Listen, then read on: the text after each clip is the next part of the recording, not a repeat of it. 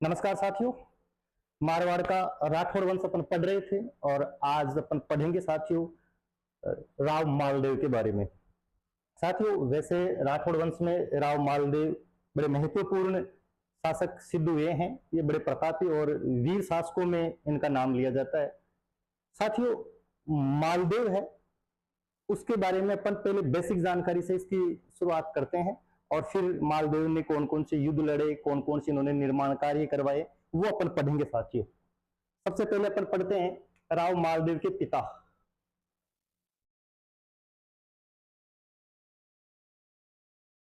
इनके पिता का नाम था साथियों राव गंगा। राव गंगा ये अपन ने पढ़ा था उधर वंशावली में भी, मैंने बताया होगा आपको। राव मालदेव ने अपने पिता राव गंगा की हत्या कर दी थी और इसी वजह से राव मालदेव को मारवाड़ का पहला पितरंता कहा जाता है साथियों। मालदेव की माता का नाम, इनकी माता का नाम साथियों पद्मा कुमारी था और जो पद्मा कुमारी है ये सिरोही के जगमाल देवड़ा की पुत्री थी। सिरोही के जगमाल देवड़ा की पुत्री, ये आप थोड़ा सा ध्यान रखना साथियों। राव मालदेव का शासनकाल, वैसे तो कुछ कुछ शासक ऐसे हैं जो इंपोर्टेंट है और उनका जो शासनकाल है वो अपने को थोड़ा ध्यान में रखना है। मालदेव का शासनकाल जो रहा है वो रहा है साथियों 1531 से, आप इसको ऐसे याद रखना 31 31 दोनों 62, 1531 से 1562 ईस्वी के बीच मालदेव का क्या रहा है साथियों, शासनकाल रहा है। राठौड़ राजाओं में मारवाड़ का सर्वाधिक विस्तार राव मालदेव के समय ही हुआ था साथियों। इन्हीं के शासनकाल में मारवाड़ का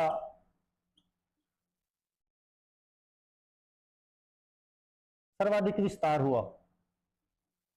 और होता भी क्यों नहीं साथियों, क्योंकि इन्होंने अपने जीवन में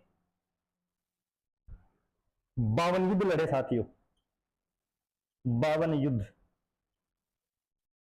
58 प्रगनों के ये विजेता थे साथियों। 58 प्रगनों के विजेता कौन थे, मालदेव थे साथियों। राव मालदेव ने अपने संपूर्ण जीवन काल में 52 युद्ध लड़े, जिनमें 51 युद्धों में मालदेव की जीत होती है। एक युद्ध गिरीशमेल का युद्ध था, उसमें मालदेव की हार होती है साथियों। तो इन्होंने अपने जीवन काल में टोटल कितने युद्ध जीत लिए थे साथियों, 51 युद्ध जीत लिए थे। 52 युद्धों का विजेता किसे कहा जाता है, मालदेव को कहा जाता है। 58 परगनों का विजेता किसे कहा जाता है, मालदेव को कहा जाता है। परगने का मतलब होता है साथियों एरिया, या फिर अपन कह सकते हैं कि जैसे जो कोई क्षेत्र हो। जब मालदेव शासक बने, बड़ा इंपॉर्टेंट है साथियों, मालदेव जब शासक बने उस समय इनके पास केवल 2 ही परगने थे। शासक बने तब कितने परगने थे, 2 परगने थे। कौन कौन से, सोजत और जोधपुर। राव मालदेव का राज्याभिषेक सोजत में हुआ था साथियों, ये थोड़ा ध्यान रखना। राज्याभिषेक, मालदेव का राज्याभिषेक कहां हुआ साथियों, सोजत में। कब हुआ, 5 जून 1531 ईस्वी के दिन इनका सोजत में क्या होता है साथियों, राज्याभिषेक होता है। सोजत की क्या प्रसिद्ध है, मेहंदी प्रसिद्ध है, मेहंदी। और सोजत की और क्या प्रसिद्ध है साथियों, गरासियों की फाग प्रसिद्ध है, गरासियों की फाग। ये कहा कि प्रसिद्ध है साथियों, सोजत की। फाग का मतलब है ये कि सांस्कृतिक एक उत्सव है जो फाल्गुन महीने में सोजत में ग्रास्य जनजाति के द्वारा बड़े हर्ष और उल्लास के साथ ही मनाया जाता है। प्रश्न पूछा जाए ग्रासियों की फाग कहाँ की प्रसिद्ध है, सोजत की प्रसिद्ध है। मालदेव का राज्याभिषेक कहाँ हुआ साथियों? सोजत में हुआ। और सोजत की क्या प्रसिद्ध है साथियों? मेहंदी प्रसिद्ध है। जब शासक बने उस समय उनके पास केवल 2 प्रगने थे, सोजत और एक जोधपुर। इसके बाद में साथियों इन्होंने ताबड़तोड़ बैटिंग शुरू की, बल्लेबाजी बड़ी धुआंधार तरीके से शुरू करते हैं ये, और आसपास के शासकों को भगा भगा के पीटते हैं, भगा भगा के मारते हैं। और इसी क्रम में इन्होंने सबसे पहला जो आक्रमण किया शासक बनने के बाद में, शासक बनने के बाद में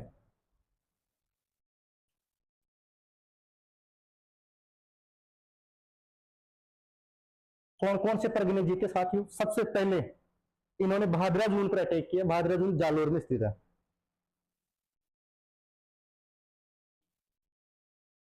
भादरा जून के वीरा सिंघल को पराजित किया। वीरा सिंघल को पराजित किया। ध्यान रखा साथियों, मालदेव जब शासक बनते हैं तो उनका पहला जो अभियान था वो भादरा जून के खिलाफ था। और किसको पराजित किया? वीरा सिंघल को। इसके बाद में साथियों इन्होंने नागौर के दौलत खां को पराजित किया। दौलत खां को पराजित किया। कई बार एग्जाम में प्रश्न पूछ लिया जाता है, नागौर के दौलत खां को कौन से युद्ध में पराजित किया था मालदेव ने? हीराबाई के युद्ध में। हीराबाई के युद्ध में किसको पराजित किया? दौलत खां को। इसी क्रम में इन्होंने मेड़ता के वीरमदेव को पराजित किया।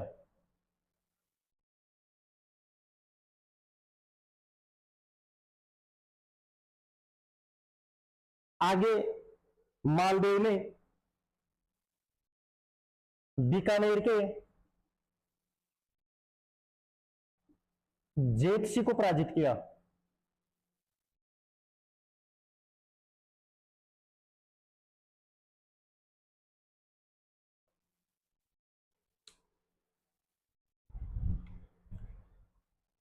आगे जालोर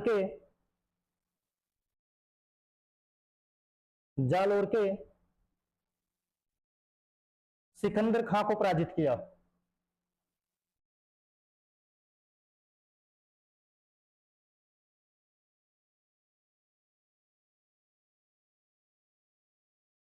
इसके अलावा बिलाड़ा के सिरवियों को पराजित किया।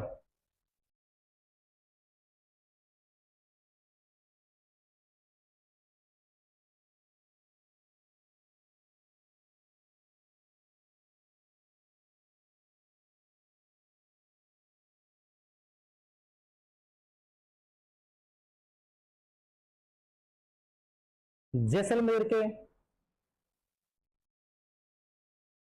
भाटियों को हराकर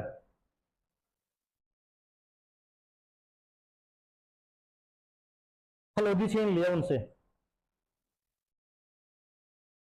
फलोदी छीन लिया किसने?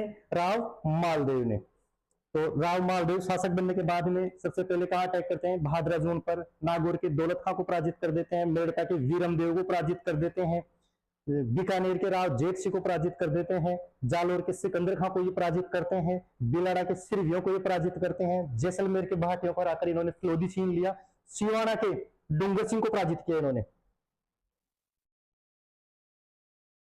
सिवाना के डूंगर सिंह को पराजित किया।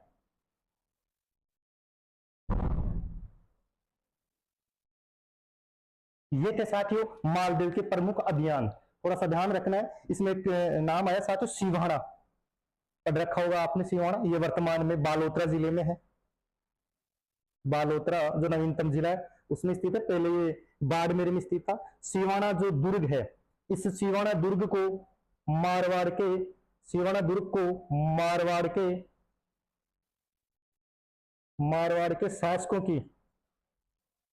शासकों की संकटकालीन राजधानी कहा जाता है। संकटकालीन राजधानी कहा जाता है।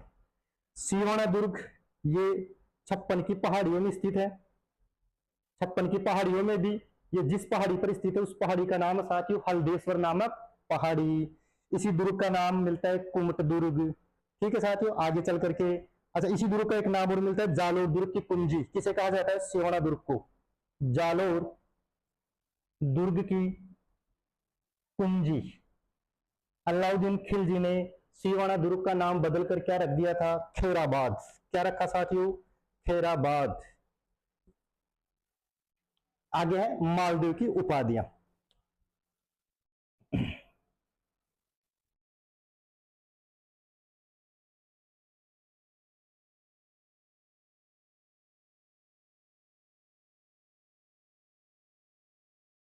मालदेव की उपाधियां। फारसी इतिहासकारों ने मालदेव को हसमत वाला शासक कहा है साथियों। हसमत वाला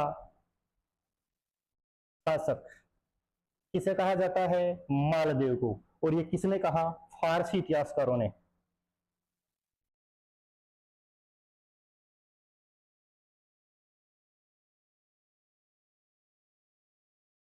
फारसी इतिहासकारों में भी नाम पूछ लिया जाए तो बताना साथियों। अबुल फजल बदायूनी ने इनको क्या कहा साथियों? हसमत वाला शासक।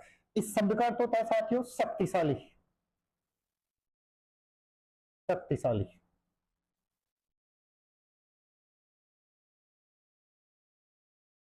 भारत का महान पुरुषार्थी राजकुमार,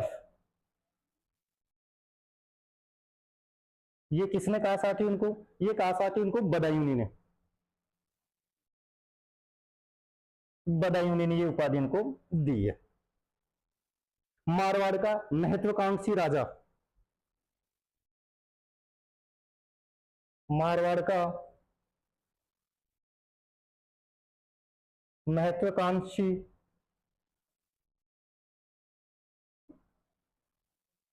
शासक, ये कहा साथियों गौरीशंकर हीराचंद ओझा ने। गौरीशंकर हीराचंद ओझा ने। भारत का सबसे शक्तिशाली शासक ने ये उपाधि दी थी साथियों इनको फरिश्ता द्वारा।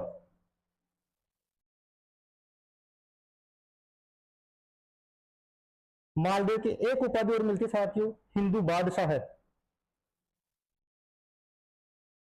हिंदू बादशाह नामक उपाधि मालदेव को चारण इतिहासकारों के द्वारा दी गई थी।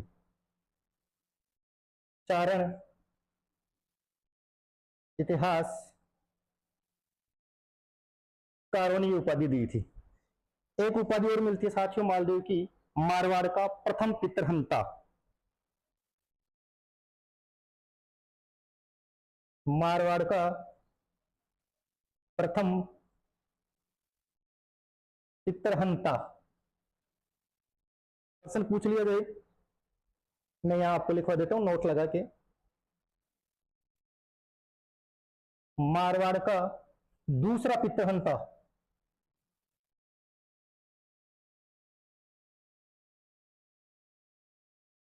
तो बताना है साथियों भक्त सिंह। और इस भक्त सिंह ने किसकी हत्या की थी? अजीत सिंह की। ये अजीत सिंह वही है साथियों, आगे पढ़ेंगे अपन। वीर दुर्गादास राठौड़ ने अजीत सिंह की रक्षा की थी, जसवंत सिंह के बेटे थे साथियों। तो जब मालदेव शासक बने उस समय दिल्ली का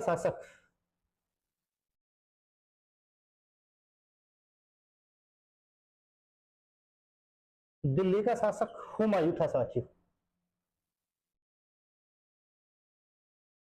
हुमायूं।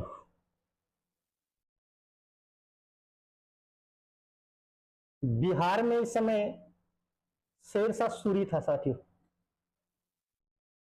शेरशाह सूरी अफगान थे। और गुजरात में इस समय था बहादुर शाह है। ये थोड़ा सा ध्यान रखना, जिस समय मालदेव शासक बने उस समय दिल्ली में हुमायूं, बिहार में शेरशाह सूरी और गुजरात में था साथियों बहादुर शाह है। आगे पढ़ते हैं साथियों, राव मालदेव के द्वारा लड़े गए प्रमुख युद्धों के बारे में।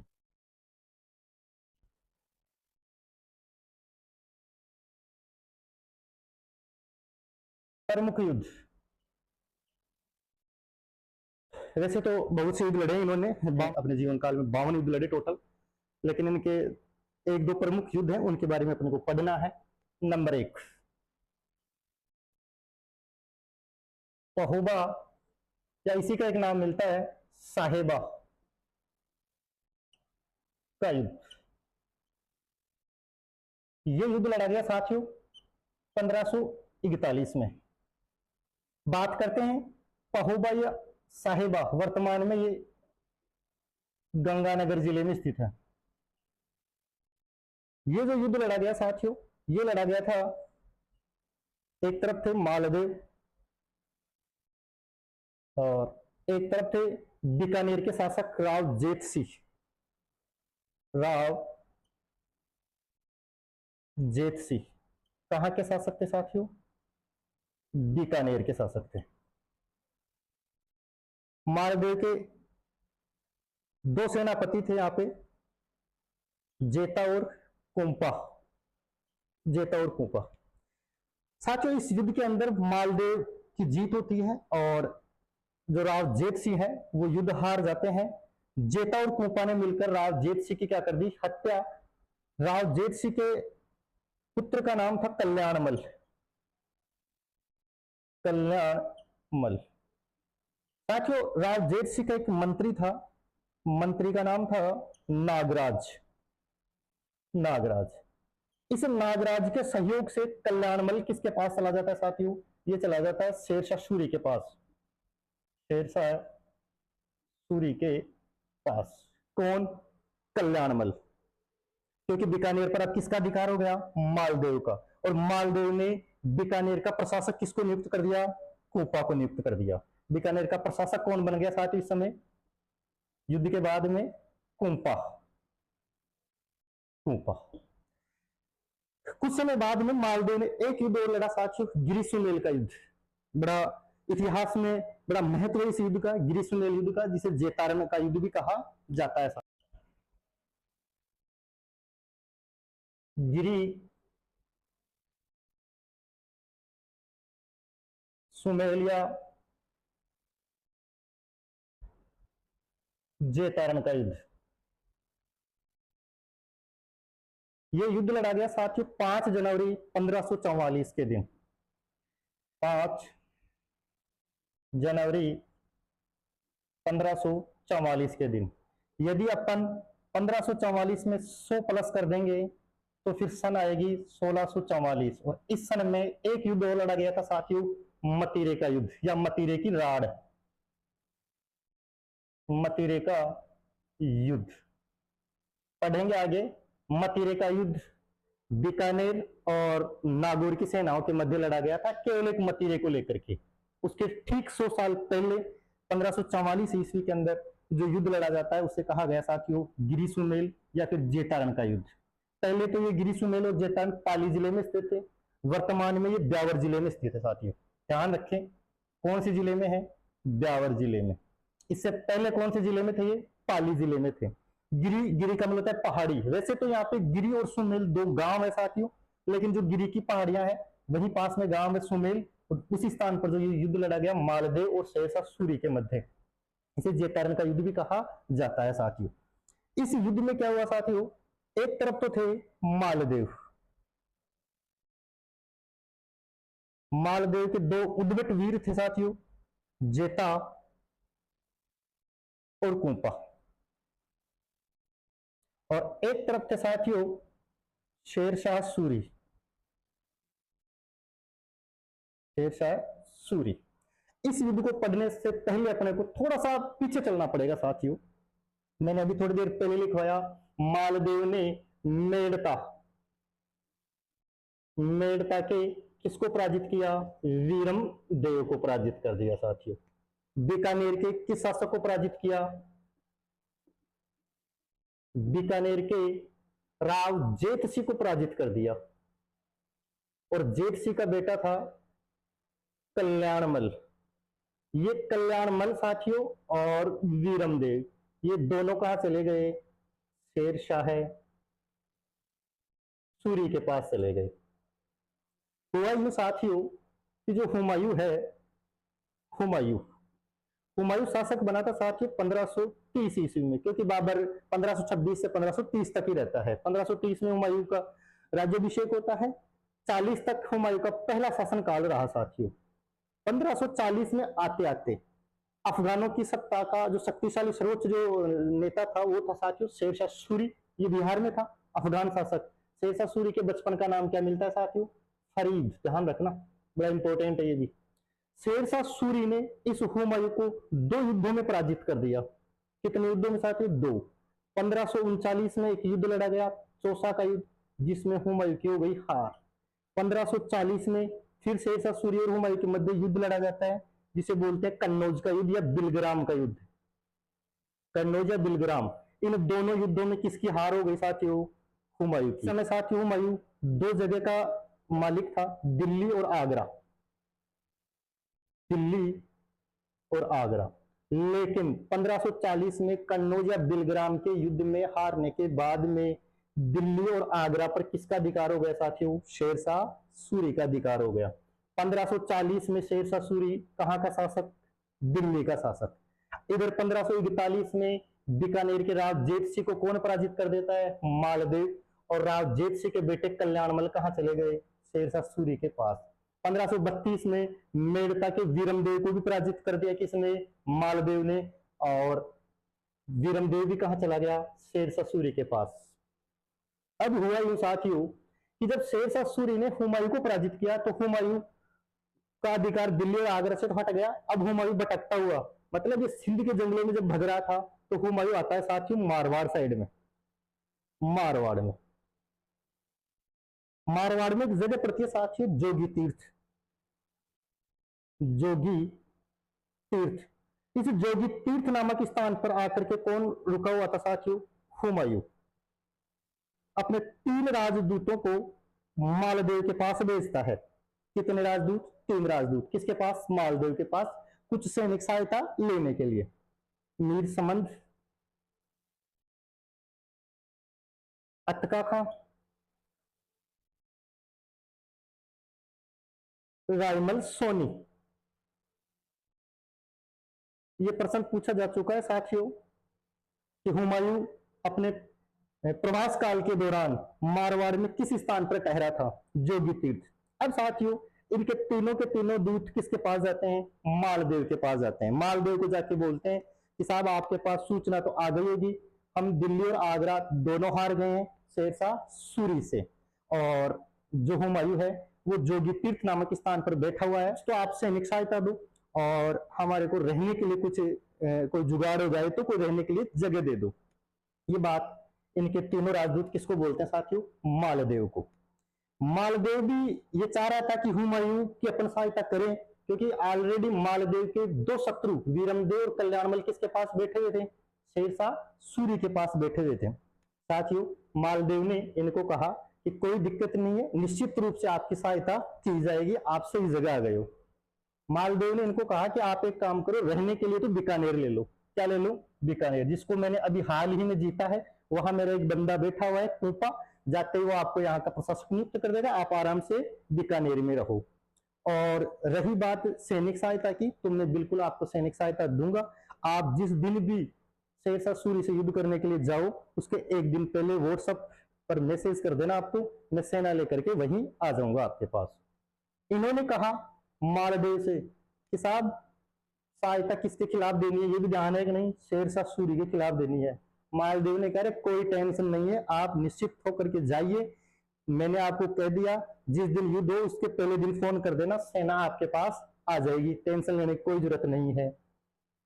मालदेव ने इनको काजू किशमिश की बोरियां भर भर के दी कि जाओ आराम से खाओ और हुमायूं को भी खिलाना। साथ ही ये आते हैं जोगी तीर्थ नामक स्थान पर, वापस आते हैं तीनों, और तीनों आकर के पूरी दास्तां किसको सुनाते हैं? हुमायूं को, कि साहब मालदेव ने अपने को रहने के लिए किसका ऑफर दिया है? बीकानेर का ऑफर दिया है, सैनिक सहायता के लिए भी तैयार हो गए हैं मालदेव। और तो बोलते हैं साथियों कि जिस समय हम मालदेव के पास गए हुए थे, उसी समय मालदेव के पास शेरशाह सूरी का दूत भी आया हुआ था, शेरशाह सूरी का राजदूत भी आया हुआ था, लेकिन उन्होंने क्या बात की ये हमें पता नहीं है, क्योंकि वो अलग जाकर के उन्होंने बात की थी, हमें इस बात का पता नहीं।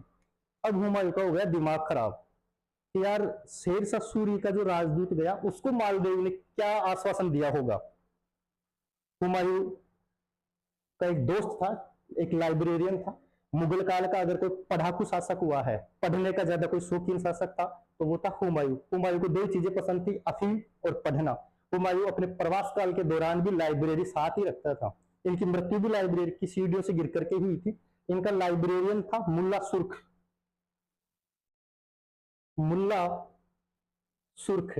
इस मुल्ला सुर्ख के पास जाता है हुमायूं, क्योंकि जो आदमी सबसे ज्यादा जिस व्यक्ति के पास बैठेगा तो उसी से ज्यादा मन तन की बातें करेगा, तो ज्यादातर हुमायूं लाइब्रेरी के पास ही बैठता था, लाइब्रेरी में बैठता था, तो हुमायूं के विचार सबसे ज्यादा इन्हीं से मिलते थे। तो हुमायूं गया मुल्ला सुर्ख के पास, तो मुल्ला सुर्ख को बताया कि यार आप बताओ, आपको क्या लगता है कि मालदेव ने शेरशाह सूरी के राजदूत को क्या आश्वासन दिया होगा। मुल्ला सुर्ख ने कहा कि सर मैंने मालदेव का पूरा बायोडाटा चेक किया है, इसने अपने पिता को नहीं बख्शा, अपने को कहां बख्शेगा ये। यार बात तो सही है। हुमायूं ने पूछा मुल्ला सुर्ख से कि अपने को क्या क्या करना चाहिए।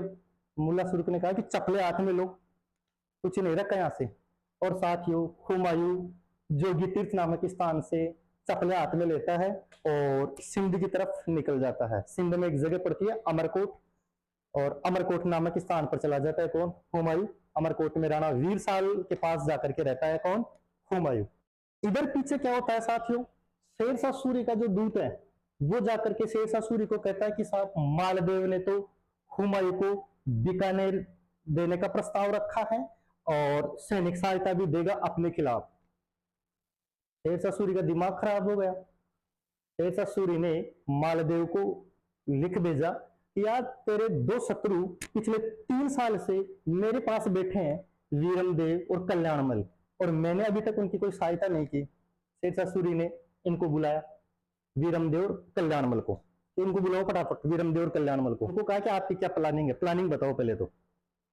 उन्होंने कहा सर प्लानिंग बिल्कुल सिंपल है, अपन तीनों मिलकर मालदेव पे अटैक करेंगे, मालदेव को मार देंगे या युद्ध में हरा देंगे, और वीरमदेव कहता है कि मुझे मेरा मेड़ता मिल जाएगा, कल्याणमल को बीकानेर मिल जाएगा। शेरशाह सूरी ने कहा फिर मेरे को क्या मिलेगा, साहब आपको जोधपुर, आपको जोधपुर मिलेगा। इस प्रस्ताव पर शेरशाह सूरी राजी हो जाता है साथियों, और एक बड़ी सेना लेकर के चल पड़ता है मारवाड़ की तरफ, और गिरिसुमेल नामक स्थान पर मालदेव और शेरशाह सूरी के मध्य भीषण युद्ध होता है। लेकिन युद्ध से पहले एक अजीब घटनाक्रम हुआ, उसको भी सुनिए साथियों। शेरशाह सूरी का सहयोग किस किसने किया साथियों इस युद्ध में, सहयोग 2 व्यक्तियों ने सहयोग किया था साथियों, ध्यान रखना। मेड़ता के कौन थे, वीरमदेव, और बीकानेर के कल्याणमल, बीकानेर के कल्याणमल। युद्ध से पहले अपने शिविर में आराम से जेता और कुपा दोनों आराम कर रहे थे। इधर शेरशाह सूरी ने थोड़ी चाल चली। कहते हैं कि साथियों शेरशाह सूरी लोमड़ी से भी ज्यादा चालाक और शेर से भी ज्यादा शक्तिशाली था। वीरमदेव ने क्या किया, कुपा और जेता के पास 20-20 हजार रुपए के नकली जाली नोट भिजवा दिए, और ये लिख भेजा कि आप, कुपा को तो कहा कि आप इन 20,000 के क्या खरीद लेना, सिरोही की तलवारें खरीद लेना, और जेता को कहा कि आप 20,000 की क्या करना है, आपको कंबल खरीदने हैं। ये चाल किसने चली साथियों, वीरमदेव ने। वीरमदेव ने एक पत्र मालदेव को भेजा कि साहब कल सुबह जब युद्ध होगा तो आपके दोनों सेनापति हमारा सहयोग करेंगे युद्ध में, और जल्दी हम आपको हरा देंगे, और हमने आपके दोनों सैनिकों को, दोनों सेनापतियों को 20-20 हजार रुपए में खरीद लिया है। यदि आपको विश्वास नहीं हो तो आप अभी जेता और कोपा के शिविर में जाकर के देख सकते हैं। मालदेव को शंका हुई, मालदेव तुरंत इनके शिविर में जाता है, और वहां मालदेव को वो नकली जाली नोट मिल जाते हैं। इस वजह से मालदेव युद्ध भूमि में से पीछे हट जाता है, और यहां से मालदेव सीधा चला जाता है साथियों सिवाना। यहां से मालदेव सीधा सिवाना चला जाता है। आदि सेना को भी ले जाता है। आदि सेना ग्रीसुमेल के मैदान में डटी रही, किनके नेतृत्व में? जेता और कुंपा के नेतृत्व में। मालदेव की सबसे बड़ी भूल थी साथियों ये कि उन्होंने ग्रीसुमेल युद्ध को बीच में छोड़ करके वो चले गए। दूसरे दिन जब पता चलता है जेता और कुंपा को कि यार अपने को तो बदनाम कर दिया गया है और अपने रक्त में ऐसा है ही नहीं कि अपन मतलब अपने स्वामी या अपने राजा के खिलाफ अपन या ऐसे देशद्रोह की भावना भी अपने दिमाग में आए, लेकिन जो भी हो जेता और कुंपा ने युद्ध बड़ी बहादुरी से लड़ा साथियों। और ऐसा कहा जाता है कि शेरशाह सूरी इस युद्ध को हारते हारते ही मतलब बचा था। अंत में शेरशाह सूरी की हालांकि जीत तो जाती है। ऐसा कहते हैं कि इस युद्ध के अंदर शेरशाह सूरी ने युद्ध में ही बैठकर नमाज पढ़ने लग गए थे, मतलब इनको हार का पहले अंदेशा हो गया था और बड़ी मुश्किल से शेरशाह सूरी ने ये युद्ध जीता। और युद्ध जीतने के बाद में शेरशाह सूरी ने स्टेटमेंट दिया साथियों कि मैं एक मुट्ठी भर बाजरे की खातिर आज हिंदुस्तान की बादशाहत खो देता। इस मारवाड़ में केवल बाजरा होता है, बाजरे के अलावा और कुछ भी नहीं होता है, और मैं एक केवल मुट्ठी भर बाजरे की खातिर, मैं केवल छोटे से परगने जोधपुर की खातिर मैं हिंदुस्तान की दिल्ली और खो देता। ये बात कौन कहता है साथियों? शेरशाह सूरी कहता है साथियों। इस युद्ध जीतने के बाद में शेरशाह सूरी का जो कथन था ये इंपॉर्टेंट है साथियों। मैं एक मुट्ठी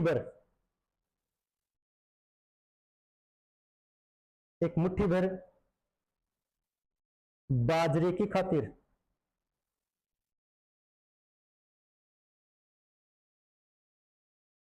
हिंदुस्तान की बादशाहत खो देता। ये बात किसने कही साथियों? शेरशाह सूरी ने कही थी। इस युद्ध में वीरमदेव और कल्याणमल ने इनका क्या किया? सहयोग किया। युद्ध जीतने के बाद में शेरशाह सूरी ने मेड़ता किसको दे दिया? वीरमदेव को दे दिया। और बीकानेर किसको दे दिया? कल्याणमल को दे दिया। जोधपुर किसके अधिकार में चला गया? शेरशाह सूरी के अधिकार में चला गया। जोधपुर पर किसका अधिकार हो गया साथियों? शेरशाह सूरी का। और इस जोधपुर का जो प्रशासक शेरशाह सूरी ने नियुक्त किया, खवास खां को जोधपुर का प्रशासक नियुक्त कर दिया शेरशाह सूरी ने।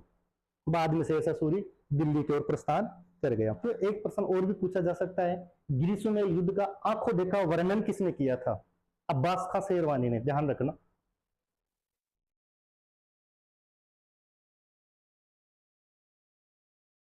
अब्बास खां शेरवानी, इन्होंने इस युद्ध का आंखों देखा वर्णन लिखा है अपनी पुस्तक तारीख ए शेरशाही में। कौन लिखता है साथियों? अब्बास का शेरवानी। पूरे जेता और कुंपा बड़ी बहादुरी से लड़े और इनके जेता और कुंपा के जो कहानी किस्से हैं वो आज भी जेतारण और ग्रीसुमेल के आसपास के जो क्षेत्र हैं वहां बड़े बड़े बुजुर्गों के द्वारा सुनाए जाते हैं साथियों। जेता और कुंपा का जो समाधि स्थल है वो जेतारण में बना हुआ है साथियों। जेतारण नामक स्थान यानी ग्रीसुमेल नामक स्थान पर इन दोनों का समाधि स्थल बना हुआ है साथियों। ये था ग्रीसुमेल का युद्ध। मालदेव का विवाह,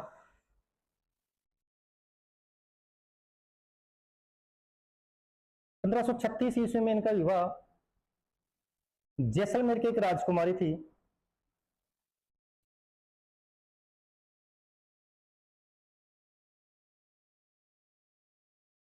जैसलमेर की राजकुमारी उमादे के साथ साथ इनका विवाह होता है। उमादे के पिता कौन थे? राव लूणकरण, ये कहा के शासक थे? जैसलमेर के। उमादे का विवाह मालदेव के साथ हो जाता है साथियों।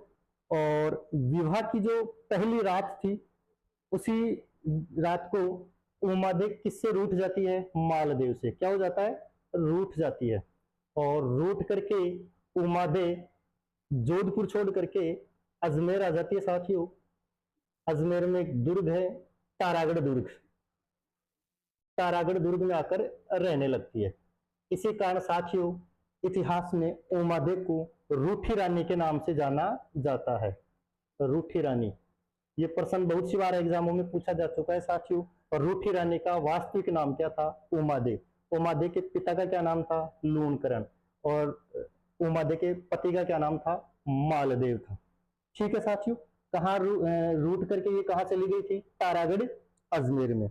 जब मालदेव को पता चला कि शेरशाह सूरी कभी भी अटैक कर सकता है, इधर अजमेर पे भी अटैक कर सकता है, तो मालदेव ने एक व्यक्ति को भेजा उमादे को लाने के लिए। उमादे को राजी करके वापस जोधपुर लाने के लिए मालदेव ने किसको भेजा? ईश्वरदास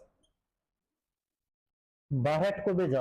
हालांकि उमादे राजी हो गई वापस मारवाड़ आने के लिए, और वो जब मारवाड़ आई तो अन्य जो रानियां थी उन्होंने सोचा कि यार अपना तो फिर कोई वर्चस्व भी नहीं रहेगा, अगर उमादे आ जाएगी तो फिर अपना कोई वर्चस्व नहीं रहेगा। इसलिए अन्य रानियों ने एक षड्यंत्र रचा, और एक व्यक्ति थे साथियों जिसका नाम था आशा बारठ। ध्यान रखना, आशा बारठ, आशा बारठ। आशा बारठ ने जैसे ही उमादे मारवाड़ में महलों की तरफ प्रस्थान कर रही थी, महलों में जब वो जाने वाली थी कि बाहर आशा बारठ बैठे हुए थे, और आशा बारठ ने यहाँ एक दोहा बोल दिया साथियों। क्या बोला साथियों? आशा बारठ ने बोला,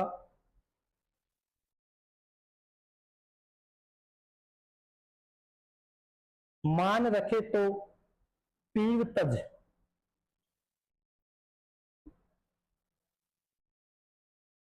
पीव रखे तजमान, दो दो गयंद न बंदे, दो दो गयंद न बंदे एक एक खंबे ठाण, एक एक खंबे ठाण। रानी जब ये श्लोक सुनती है उमादे, तो वापस उमादे वहां से रूट करके चली जाती है और वापस तारागढ़ दुर्ग में आ जाती है साथियों। साथियों, आशा बारठ बाहर ही बैठे थे, आस लगा के बैठे थे कि कब रानी आए, कब मैं ये दोहा सुनाऊं उनको। और आशा बारठ ने बोला साथियों कि मान रखे तो पीव तज, यदि आपको मान रखना है तो पति को त्यागना पड़ेगा। पीव रखे तज मान, यदि पति को रखना है तो फिर आपको आपका मान त्यागना पड़ेगा। दो दो गयंद न बंदे एक एक खंबे ठाण, दो दो गयंद गायें न बंदे, यानी दो दो गायें एक ही खंबे के या एक ही ठाण पर, एक ही खूंटे पर दो दो गायें नहीं बंध सकती। ये बात सुन करके उमादे के मन में फिर ठेस लगी, और वो वापस कहाँ चली जाती है साथियों? तारागढ़ दुर्ग में चली जाती है।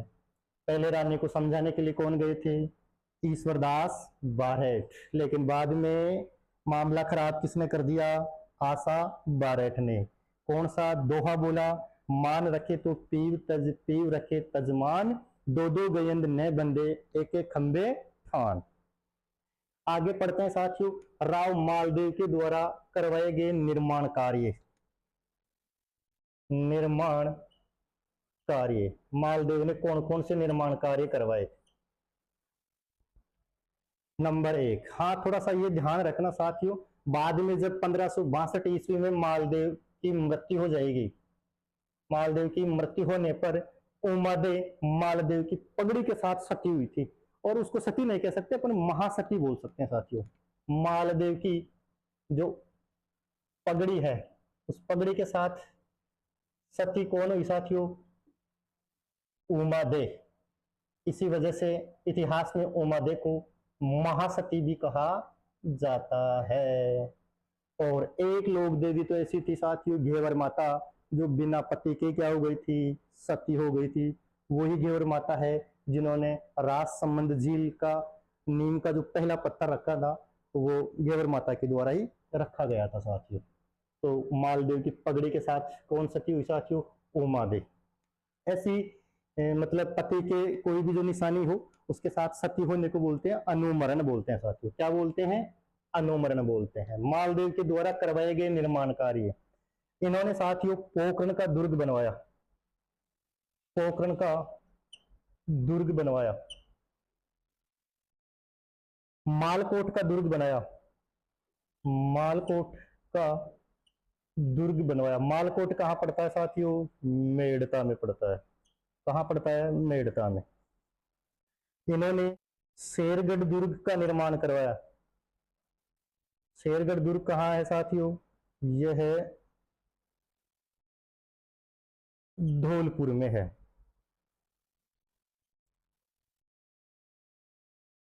सोजत का किला भी किसके द्वारा बनवाया गया? मालदेव के द्वारा बनवाया गया था। मारवाड़ चित्र से लेकर स्वर्ण काल मालदेव का शासनकाल ही कहलाता है साथियों। बड़ा इंपॉर्टेंट पर्सन है। मारवाड़ मारवाड़ चित्रशैली का स्वर्णकाल किसका शासनकाल कहलाता है? मालदेव का शासनकाल। मारवाड़ जो चित्रशैली है साथियों, ये भी ध्यान रखना है, मारवाड़ चित्रशैली में प्रमुख रंग कौन सा है? पीला है। कौन सा है? पीला। और प्रमुख वृक्ष कौन सा है? आम। प्रमुख वृक्ष कौन सा? आम। और प्रमुख रंग कौन सा है साथियों? पीला है। तो ये थी साथियों मालदेव के बारे में मुख्य मुख्य चीजें। आज की क्लास में इतना ही। फिर आगे अपन एक नई क्लास में फिर आपसे मुलाकात होगी साथियों। तब तक पढ़ते रहिए, खिलखिलाते रहिए, हंसते रहिए, मुस्कुराते रहिए साथियों।